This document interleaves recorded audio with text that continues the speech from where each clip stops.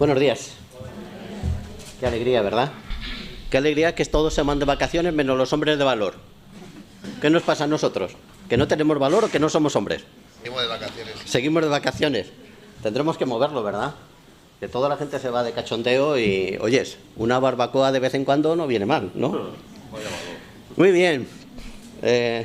Aparte de estas bromas que también son en serio, me gustaría que meditáramos en esta mañana sobre un texto en Hechos, en el capítulo 6, del 1 al 7, lo podéis ir buscando. Hace unos domingos, en el capítulo 2, estábamos viendo de qué manera la iglesia primitiva estaba viviendo, se nos decía, una generosidad responsable, que me gusta esa palabra. Es decir, que la iglesia estaba ayudando a las necesidades que había a su alrededor conforme, pues, a las posibilidades que la iglesia tenía, ¿vale? Pero curiosamente, hoy vamos a ver cómo en el capítulo 6, pues, empiezan a surgir los problemas, empiezan a surgir esos desajustes que muchas veces, pues, tenemos en las congregaciones, ¿verdad? Y aquí concretamente nos va a hablar de que pues había un desajuste con relación a la ayuda de las viudas en la congregación, ¿no? Y empezaban a tener esos prejuicios a nivel cultural, incluso a nivel personalista, de tal manera que empieza a haber esos pequeños roces, ¿no? Y curiosamente podemos observar cómo a lo largo de todo Hechos y a lo largo de todo el Nuevo Testamento, la Iglesia va realizando esos reajustes a la medida que van surgiendo los problemas, ¿no?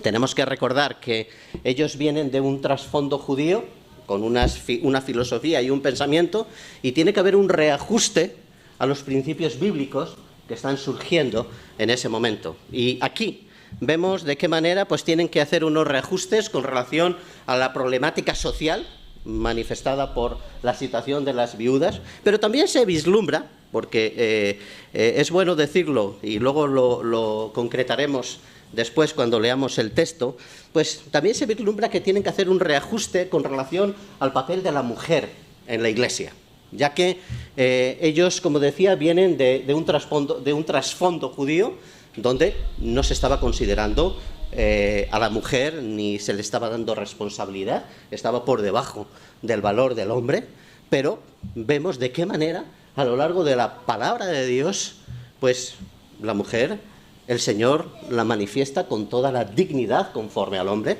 y también en la Iglesia Dios derrama esos dones igualmente a los hombres y a las mujeres. Y curiosamente podemos ver en Romanos, en la carta a los Romanos, cómo se nos mencionan una cantidad de mujeres. Menciono algunos. Ahí tenemos a la diaconisa Febe o a Priscila, ¿no? Esa mujer que dice Pablo que era colaboradora en Cristo, o a María, que era un pilar de la congregación en Roma, o a Junias, encarcelada por ese testimonio que estaba dando de Cristo. Incluso algunos de los eruditos manifiestan que eran apóstol, que era enviada, ¿no?, de la Iglesia. Por lo tanto, vemos de qué manera la Iglesia a lo largo de la historia, de su historia, está pues reajustando todas esas cosas que estaban surgiendo y considerando la palabra de Dios, los principios bíblicos y de qué manera tenían que vivirlo, ¿no?, como verdaderos hijos de Dios. Y ese problema que se nos manifiesta aquí, y Pablo da la solución, bueno, vamos a escoger siete varones, hombres de Dios, con unas características. Creo que la enseñanza de la palabra de Dios no nos está manifestando una exclusividad de los hombres, sino que nos manifiesta que los principios que vamos a ver en esta sección es para toda la congregación, no solo para los hombres. Este momento concreto Pablo manifiesta así, pero la enseñanza completa de la palabra de Dios se nos manifiesta que los principios que vamos a encontrar aquí son principios que nos sirven para todos, que siguen vigentes al día de hoy y que necesitamos considerar para que la Iglesia se vaya desarrollando conforme al propósito de Dios. Y vemos que Lucas nos manifiesta 3 áreas donde la Iglesia tenemos que trabajar, tenemos que ponernos manos a la obra, tenemos que considerar, tenemos que reajustar si es preciso, para que podamos seguir adelante con ese plan, con esa visión que Dios tiene para la Iglesia. Dios nos tiene aquí, no solo para merendar, que está bien, no solo para salir como familia, que está fabuloso, no solo para alabar, como hemos hecho en esta mañana, sino que tiene un plan y un propósito para esta Iglesia y para ahora, no solo para ti, sino para las personas que están a nuestro alrededor, para la sociedad en la cual nosotros estamos conviviendo.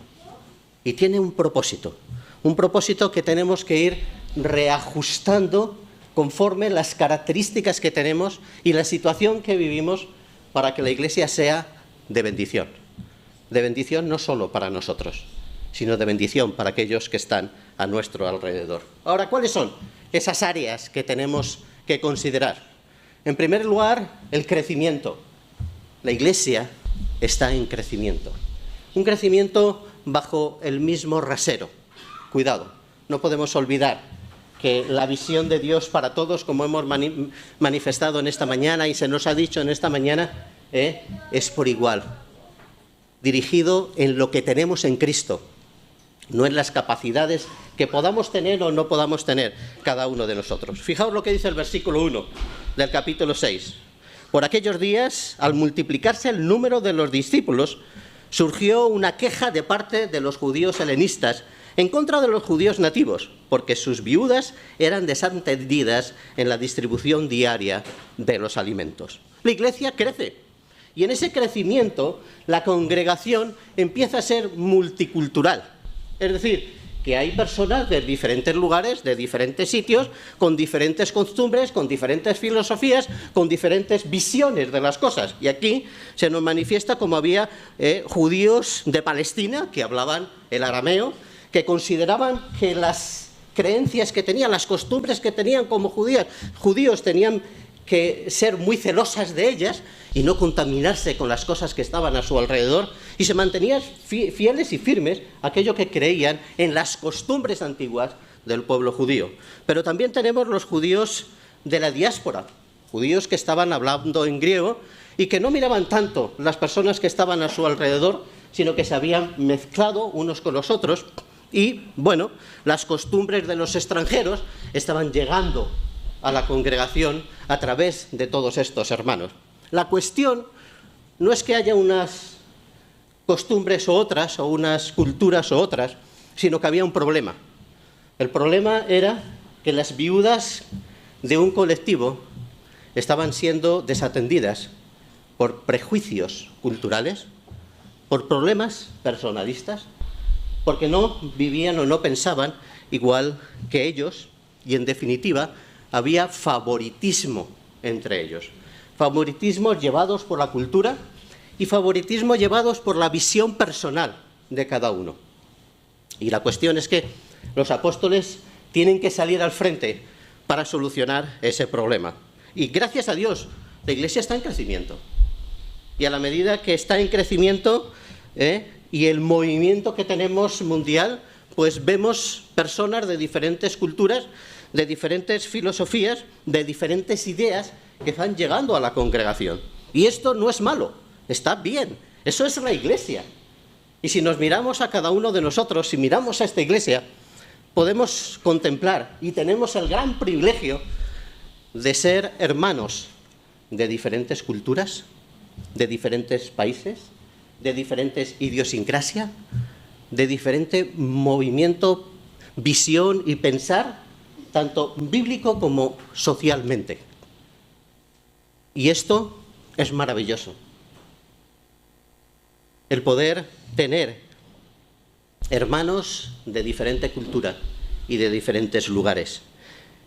Y aquí vemos de qué manera la Iglesia primitiva, llevada por los apóstoles, aprendieron a que estas diferencias no dividieran, sino que sumasen, y que pudiesen reestructurar la visión de la congregación para que todos tuvieran el lugar idóneo, el lugar adecuado, para que se desarrollasen adecuadamente, para que no hubiera problemas, para que fueran todos de bendición, para que cada uno ocupase el lugar de una manera natural y sin problemas de división. Y creo que esto es el principio que nosotros tenemos que aprender. Es verdad que estamos de diferentes culturas, como estamos diciendo, pero esto tenemos que tener en cuenta que puede enriquecer o puede ser piedra de tropiezo. Y no podemos permitir que Satanás meta cizaña en medio de nosotros. No podemos permitir que Satanás ponga piedra de tropiezo para que las diferencias marquen una distancia entre unos y los otros. Creo que tenemos que ser sabios para poder vivir de una manera bíblica, con los principios bíblicos, y poder desarrollarnos conforme los dones que Dios nos ha dado a cada uno de nosotros. Y lo que es pecado, hermanos, es pecado, punto. Es pecado para ti y para mí. Y es pecado para los que vienen de allá o para los que están de acá. El pecado es pecado y ese es el principio que tenemos que tener en cuenta. Pero las zonas grises, esas zonas grises que muchas veces nosotros nos movemos con relación a nuestra cultura, con relación a donde hemos nacido o con relación a cómo hemos sido educados, no tenemos que verlas como cuál es la cultura que tenemos que poner en la congregación. ¿Cuáles son las formas mejores que nosotros podemos vivir como creyentes? ¿De qué manera es el que tenemos que ceder o no ceder para que una vez una cultura se ponga por delante y la otra cultura se ponga por detrás? Tenemos que aprender a ir a los principios de la palabra de Dios, porque ese es el Señor el que nos enseña en cómo tenemos que relacionarnos interculturalmente. Porque la cuestión no es buscar la mejor cultura, la cuestión es buscar el principio de la palabra de Dios y vivir bajo una supracultura por encima de cada una de nuestras culturas, para que la gloria de Dios se manifieste en medio de nosotros. Porque no se trata de buscar lo que está bien en la cultura o lo que está mal.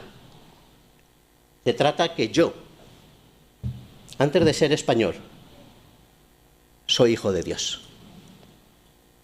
Y que tú, antes de ser de cualquier país, chileno, venezolano, colombiano, me da igual, eres hijo de Dios. Y nos podemos enriquecer con las diferencias que glorifican al Señor. Como el Señor nos ha creado, como el Señor nos ha educado, buscando que la palabra de Dios esté por encima de nosotros, valorándonos como el Señor nos valora, mirándonos como el Señor nos mira y proporcionando el espacio adecuado para que todos, con relación a los dones que Dios nos ha dado, nos podamos desarrollar como familia, como pueblo de Dios, como iglesia de Dios. Porque somos una familia espiritual. Y tenemos que aprender a ver la congregación, a ver la iglesia como mi casa. Porque cuando empiezo a ver la iglesia como mi casa, indistintamente de dónde vengamos, entonces las cosas cambiarán. ¿Verdad que sí? Porque es mi casa. Y yo tengo celo por mi casa. Y no solo nos manifiesta este principio de las diferencias culturales que tenemos que armonizar, sino que también podemos pensar en las diferencias generacionales, las diferentes generaciones que tenemos en la congregación. La congregación no solo puede ser pensada para personas entre 40 y 60 años. No. Esta iglesia tenemos una cantidad de niños extraordinarios. Niños, adolescentes, jóvenes, hombres más maduros, menos maduros, mayores, menos mayores, hombres y mujeres. Y todos tenemos que encontrar el lugar adecuado para que nos podamos desarrollar. Necesitamos aprender a integrar, a incorporar cada una de las generaciones que tenemos en la congregación, para que todos, de la forma que somos, podamos glorificar al Señor. ¿Cuál es tu estilo? ¿De qué manera estás glorificando al Señor? ¿De qué manera te gusta la alabanza?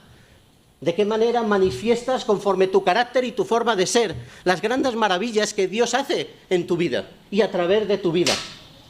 ¿De qué manera eres tú qué carácter tienes y cómo te relacionas en tu casa con Dios.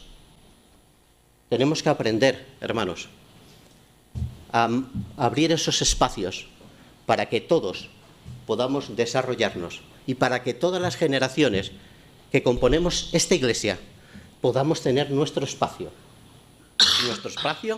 para desarrollar nuestros dones, nuestro espacio para alabar al Señor, nuestro espacio para mostrar las maravillas que Dios hace en nuestra vida, nuestro espacio para que realmente podamos evidenciar que merece la pena ser cristiano, que merece la pena ser hijo de Dios, que es mucho más grande de cualquier otro regalo que podamos tener, que tenemos una eternidad que nada ni nadie nos va a arrebatar.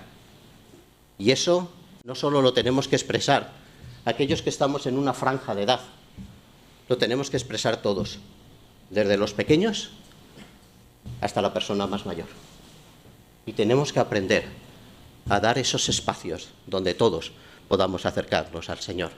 La iglesia en crecimiento, pero no solo tenemos que considerar la iglesia en crecimiento, sino que otra de las áreas que Lucas nos muestra aquí que tenemos que trabajar es nuestro movimiento, la iglesia en movimiento. La iglesia en movimiento sin perder el enfoque que cada uno debemos tener conforme a los dones que Dios nos ha dado. Y fijaros que es curioso que los apóstoles, ante una necesidad que surge en la iglesia, no llenan su agenda y dicen: oye, no os preocupéis, nosotros vamos a trabajar y vamos a solucionar el problema. Lo que nos dice la palabra de Dios es: oye, vamos a buscar personas que puedan ayudarnos. Fijaros lo que dice el versículo, del versículo 2 al versículo 6. Entonces los 12 convocaron a la congregación de los discípulos y dijeron: no es conveniente que nosotros descuidemos la palabra de Dios para servir mesas. Por tanto, hermanos, escoged de entre vosotros 7 hombres de buena reputación, llenos del Espíritu Santo y de sabiduría, a quienes podamos encargar esta tarea, y nosotros nos entregaremos a la oración y al ministerio de la palabra. Lo propuesto tuvo la aprobación de toda la congregación, y escogieron a Esteban, un hombre lleno de fe y del Espíritu Santo, a Felipe, a Prócoro, a Nicanor, a Timón, a Pármenas y a Nicolás, un prosélito de Antioquía, los cuales presentaron ante los apóstoles y después de orar pusieron sus manos sobre ellos. Nosotros nos entregaremos a la oración y al ministerio de la palabra. La primera vez que yo leí esto dije: vamos a ver, los apóstoles son un poco altivos, ¿verdad? Nosotros nos vamos a dedicar a esto y vosotros la administración y a servir mesas, ¿vale? ¿Por qué? Porque nosotros no podemos dejar a eso. No sé si la primera vez que leísteis estos textos os sonó así, pero la cuestión es que lo que los apóstoles están diciendo no es que haya una diferencia de dones, no es que unos dones sean mejor o otros, sino que ellos están manifestando la realidad de por qué fueron llamados y la prioridad que deben de tener conforme al propósito y la llamada del Señor. Y eso es lo que nosotros tenemos que considerar. ¿A qué estamos llamados delante del Señor? Dios nos ha convertido no solo para venir los domingos y tener aquí, llenar un hueco en esta congregación. Es importante, tenemos que hacerlo. Pero Dios nos ha convertido y nos ha dado unos dones con un propósito, un fin, para que hagamos algo. Porque no existe ningún hijo de Dios que sea inútil. Dios ha desarrollado para nosotros unos dones y nos ha dado un por qué nos ha convertido. ¿Para qué te ha convertido el Señor? ¿Cuál es el plan, el propósito que Dios tiene para tu vida? Esa tiene que ser tu meta, esa tiene que ser tu objetivo. Y muchas veces otros tienen que hacer grandes cosas y más de lo que es su responsabilidad, porque nosotros no estábamos cumpliendo con nuestra responsabilidad. Si todos estuviéramos desarrollando nuestros dones conforme el propósito que Dios tiene para nosotros, conforme nos ha encomendado Él, los demás no tendrían que estar sobrecargados. Porque aquí no se trata de qué don es mejor, qué llamada o qué propósito de Dios es mejor, sino a qué te llama Dios a ti. ¿Qué es lo que quiere Dios que tú hagas, que estés haciendo? Porque cuando estés haciendo eso, entonces serás de bendición para la congregación.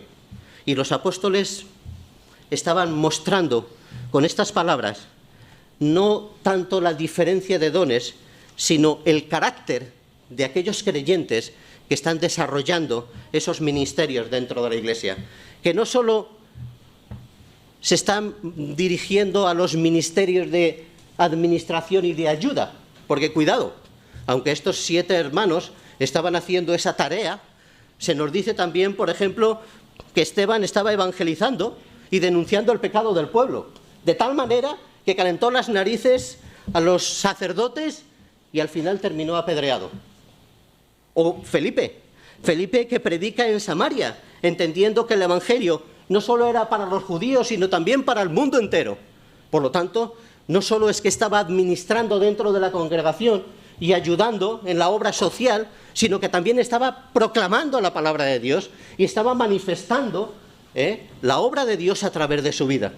Estaba proclamando el evangelio de Cristo.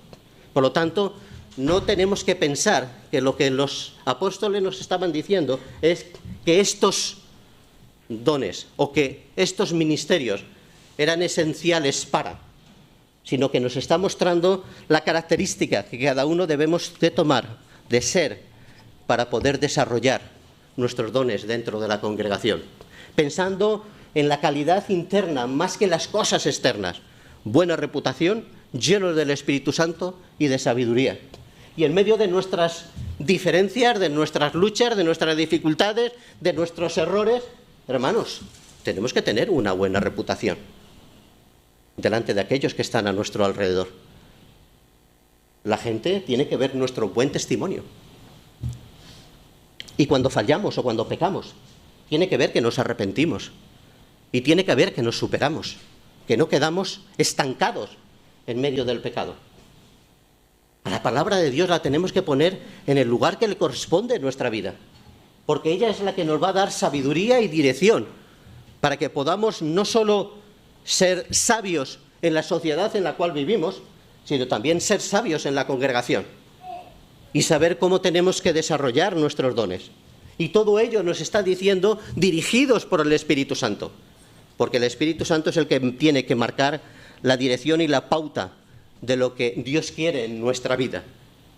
Porque el propósito no es que yo me desarrolle como creyente solamente. El propósito es que yo realmente pueda ayudar y ser de bendición a la congregación para que la iglesia se siga desarrollando. Nuestro objetivo y nuestra meta no es crear una iglesia que esté funcionando hoy y ahora solamente. Tenemos que aprender a dar proyección a la congregación. Tenemos que volver a integrar.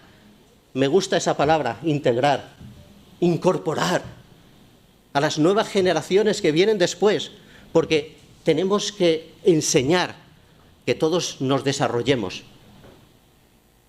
que todos nos acerquemos al Señor, que todos nos pongamos bajo la dirección del Espíritu Santo, que todos estemos ocupados en el lugar que le corresponde. Y tenemos que aprender como líderes a delegar, claro que sí, porque no tenemos que hacer todo. La suma de todos los dones que están aquí son las que componen la iglesia. Y nosotros no tenemos que hacer todo. No estamos llamados a hacer todo. Estamos llamados a ver de qué manera el Espíritu Santo en medio de la congregación levanta hombres y mujeres con grandes dones, llenos del Espíritu Santo, con buen testimonio y sabiduría. Y de qué manera el Espíritu Santo los pone en el lugar que le corresponde. Y la iglesia tiene que verlo. Esto no es a dedo. Yo quiero que Pepito o Menganita hagan esto. Nosotros somos responsables, pero quien dirige a la iglesia tiene que ser Dios. Es el Espíritu Santo que tiene que marcar. Es el Espíritu Santo que tiene que dirigir. Es el Espíritu Santo que nos tiene que decir quién tiene que hacer qué o qué cosa tiene que hacer alguien. Para eso no solo tenemos que aprender a delegar, sino también tenemos que aprender a trabajar. Trabajar en la congregación para que todos podamos ver de qué manera el Señor está bendiciendo tu vida y de qué manera el Señor te está capacitando para que la iglesia no solo sea una buena iglesia cuando nosotros estemos aquí, todos nosotros, sino que cuando las nuevas generaciones vayan tomando su responsabilidad de una manera natural, la iglesia siga teniendo esa proyección hacia el futuro y sea una iglesia para la gloria de Dios. Y por último, integración. La iglesia tenemos que aprender a integrarnos sirviendo a la comunidad. Ya desde el primer momento, Jesús, lavando los pies a los discípulos, nos enseña que nosotros estamos aquí para servir. No estamos aquí para que otros nos sirvan. Y si pensamos así, mal asunto. Estamos fallando. Porque nosotros tenemos que pensar que el Señor nos ha convertido para servir a los demás.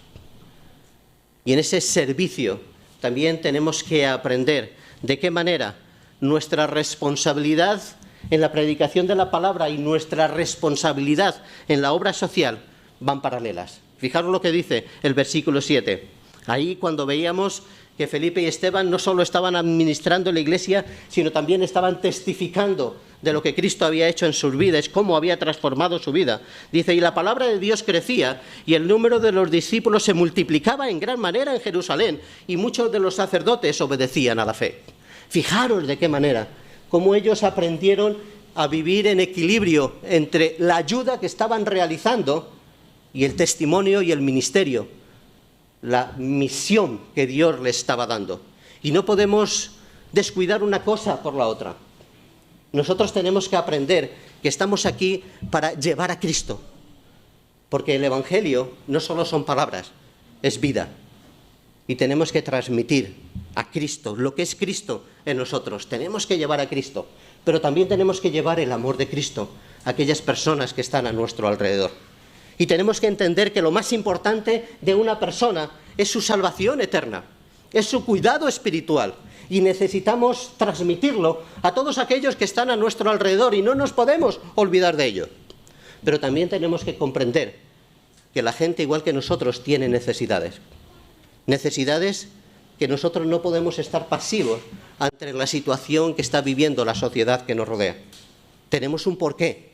La Iglesia, aquí, no solo está para proclamar la palabra de Dios, está para vivir la palabra de Dios. Y vivir la palabra de Dios es vivir como Cristo vivió, ayudando a las personas que estaban a su alrededor. Sabía que no iba a quitar el hambre del mundo porque era no su objetivo ahora. Ese no era su objetivo. Sabía que sanaba, pero no iba a sanar a todo el mundo. Sabía que ayudaba socialmente, pero no ayudaba a todo el mundo. Y nos pasa a nosotros igual. Sabemos que no podemos quitar las necesidades de todo el mundo, pero sí podemos paliar, sí podemos ayudar, sí podemos consolar, sí podemos estar codo a codo en las necesidades que están a nuestro alrededor. Y a veces siempre pensamos, problemas económicos, no hay trabajo, vamos a dar una caja de alimento. Y está bien, necesitamos ayudar económicamente con alimento a los que no tienen. Pero hay tantas necesidades, personas que necesitan ser escuchadas, personas que necesitan un consejo, personas que necesitan ayuda para la educación de sus hijos, personas que a veces necesitan una mano fuerte y firme para decir, oyes, vas por mal camino y si sigues así vas a terminar mal. Personas de muchas necesidades. Y la Iglesia está aquí, no solo para proclamar a Cristo, sino para vivir a Cristo. Vivir por amor. Nosotros nos hemos convertido por amor, ¿verdad? Nosotros seguimos adelante por amor, por la misericordia de Dios. Y nosotros tenemos que ser un canal de ese amor para aquellas personas que están a nuestro alrededor. Es tiempo, hermanos, es tiempo de ponernos manos a la obra. Es tiempo de no olvidarnos que la Iglesia tiene que ser de bendición para nosotros y de bendición para las personas que están a nuestro alrededor. Y que cuando yo estoy en el lugar que me corresponde, entonces realmente la Iglesia se va a desarrollar adecuadamente. No te escudes en que otros están haciendo tu trabajo. Mi responsabilidad es ponerme delante del Señor y ver a qué me está llamando el Señor. ¿Cuál es mi don? ¿Cuál es mi responsabilidad? ¿Qué parte, qué lugar, como ese puzzle, qué lugar ocupo en esta familia para que la gloria de Dios se manifieste a través de mi vida. Y eso es lo que el Señor nos está llamando. ¿Qué lugar ocupas tú en este puzzle que es la iglesia multicultural, para que a través de tu vida, de tu palabra, de tu testimonio, de tus dones, todos salgamos bendecidos? Que así sea.